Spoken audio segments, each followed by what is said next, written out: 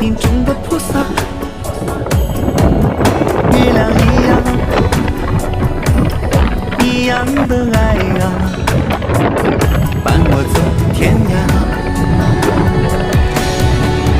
我的阿妈，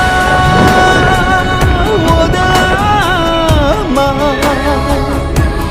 爱儿有说不完的心里话，就像满天的星星啊，闪耀着您对我爱的光芒。我的阿妈，我的阿妈，爱儿有说不完。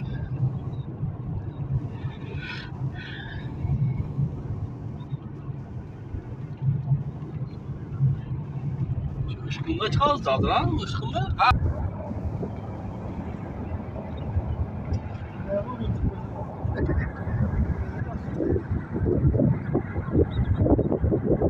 İşte adam biz hafta olsa çıkmaydı.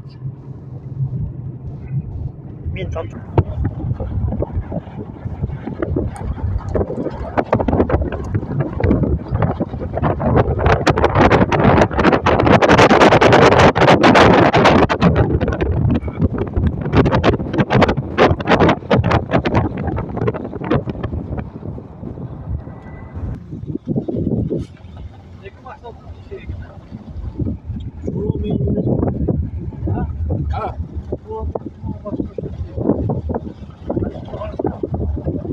Yerdiği bölümünde hop çoğulup giyinip çıkış kıyın.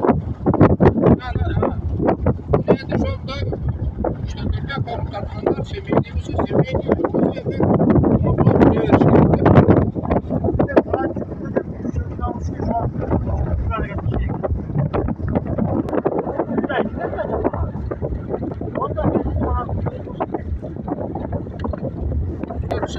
Rezgi olmuş. Ne yeşil sınırlı evraklarda sonra bakılsa ufak olur. Sayıdan ben ağaç yeşil sınırlı evraklarda.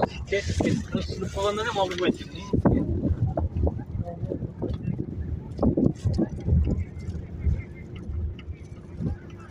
Hadi tişört olsa bir tane daha. Ne?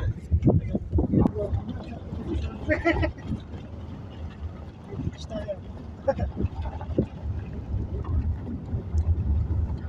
ya.